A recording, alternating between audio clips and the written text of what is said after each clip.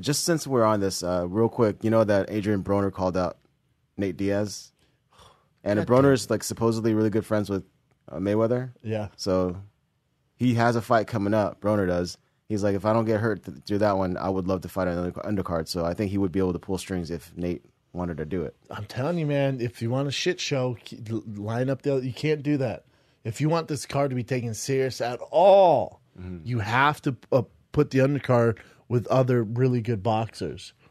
You know, young up-and-coming boxers or really good boxers and good matches, because this is a boxing match. You don't want it to become a complete shit show with all this circus of Nate Diaz, Broner, or what, is it Nick or Nate? Nate. Nate versus, you don't want that. You do not. And I'll tell you this, and mark my words, the UFC, well, I shouldn't say this because I don't know exactly who's running the ship over there, who's making the decisions, but they're going down a tricky road. They're not going to let anyone else do this ever again. They're learning from what they're allowing Conor McGregor to do, and now he's setting these trends, and he's breaking through these ceilings that they never thought. They weren't equipped to deal with a guy like Conor McGregor. They were equipped to deal with a Brock Lesnar status, a Ronda Rousey status. We know how those end. You get kicked in the face, you ride off in the sunset. You get kicked in the face, try and make movies right off the sunset. We've seen that. We've seen Chuck Liddell ranked. We know that. But now you're dealing with a guy who's actually bigger than the UFC, who can do what he wants when he wants, and he's going to tell you exactly how he's going to do it. They're not equipped for this. So, a guy like this comes along, calls these shots, perfect time, everything lines up. They're learning. So, for the next guy, it's going to be even tougher to do this. I don't know if you're going to see this again. Because now in the contract, stuff like that, UFC is going to control, especially WME, with their lawyers, they're going to be able to control now how much say you have outside the octagon. Because before, it was never even thought of. What? Why would our best mixed martial artists, how the fuck would he ever get a fight with the best boxer of all time? That's not happening. They don't even think of this stuff. And now, I guarantee you see the contract completely different.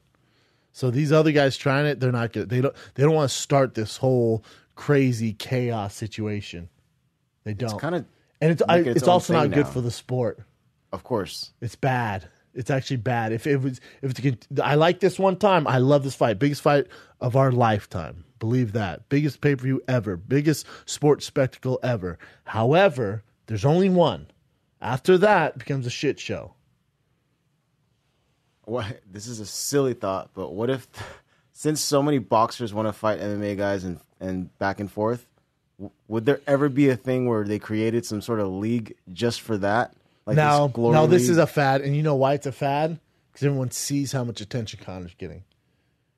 Of course, all the money and everything. Yeah, if Conor wasn't on every radio show, talk show, sports show, MTV, ESPN, Showtime, HBO, it doesn't even matter if it's a competing network. You have to address it. This is how big of a sports spectacle this is.